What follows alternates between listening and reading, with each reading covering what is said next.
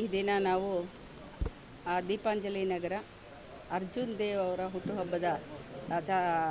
ಹುಟ್ಟುಹಬ್ಬದ ಪ್ರಯುಕ್ತ Lions club ಚಂದ್ರ layout ವತಿಯಿಂದ ಉಚಿತ ಆರೋಗ್ಯ ತಪಾಸಣಾ ಶಿಬಿರವನ್ನು ಏರ್ಪಡಿಸಿದ್ವಿ. ಈ ಒಂದು ಸಂದರ್ಭದಲ್ಲಿ ಹೆಚ್ಚು ಜನ ಬಂದು ಅದರ ಸದುಪಯೋಗವನ್ನು ಪಡಿಸ್ಕೊಂಡಿದ್ದಾರೆ.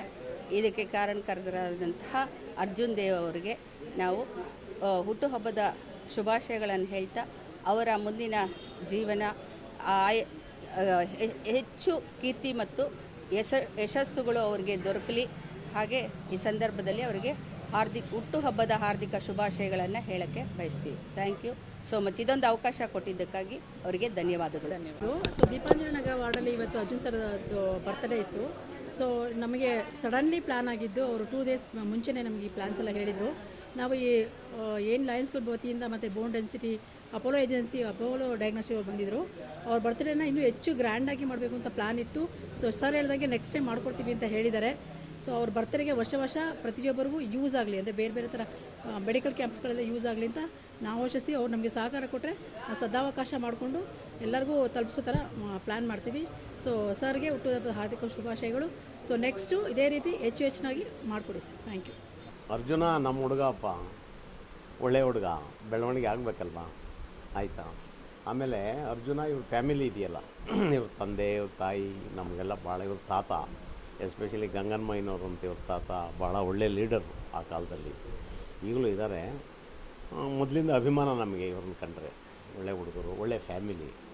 ರಾಜಕಾರಣಕ್ಕೆ ಇಂಥ ಯೂತ್ಸ್ ಅಲ್ವಾ. ಯೂತ್ಸ್ ಬಂದ್ರೇ ರಾಜಕಾರಣ ಬೆಳಿಬೇಕು, ಮುಂದೆ ಅಭಿವೃದ್ಧಿ ಆಗಬೇಕು. ಈಗೇನೋ ಕೌನ್ಸಿಲರಿಗೆ ಪ್ರಯತ್ನ ಮಾಡ್ತಾ ಇದ್ದಾರೆ.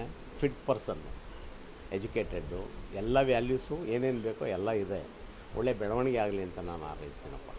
ಏನು ನಮ್ಮ ಅರ್ಜುನ್ ದೇವ್ ಅವ್ರಿಗೆ ಹುಟ್ಟಿದ ದಿನ ಆಚರಣೆ ಮಾಡೋದು ಪ್ರಯುಕ್ತ ಅವರ ತಂದೆ ಇರ್ಬೋದು ದೇವಕಿ ಕುಮಾರು, ಅವರು ಸಹ ರಾಜಕೀಯವಾಗಿ ಅಂದಿನ BJP ಪಕ್ಷದಲ್ಲಿ ಅವರು ಗುರುತಿಸ್ಕೊಂಡಿದ್ರು. ಇವತ್ತು ಅವರ ಜೊತೆ ಅವರ ಮಗನಾಗಿ ಅರ್ಜುನ್ ದೇವ್ ಅವರು ಈಗ ಅವರು ರಾಜಕೀಯದಲ್ಲಿ ಬಂದಿದ್ದಾರೆ. ದೇವರು ಅವರಿಗೆ ಮೊದಲನೇದಾಗಿ ಅವರ ಒಂದು ಹುಟ್ಟುಹಬ್ಬದ ಆಚರಣೆ ಸಂದರ್ಭದಲ್ಲಿ ಅವರಿಗೆ ಆರೋಗ್ಯ ಭಾಗ್ಯ ಮೊದಲನೇದಾಗಿ ಕೊಡಲಿ. ನಂತರ ಅವ್ರಿಗೆ ಎಲ್ಲ ರಾಜಕೀಯ ಜೀವನದಲ್ಲಿ ಈಗ ಬಂದಿದ್ದಾರೆ, ನಿಂತಿದ್ದಾರೆ, ಒಂದು ಸತಿ ಆ ರುಚಿ ಕಂಡಿದ್ದಾರೆ.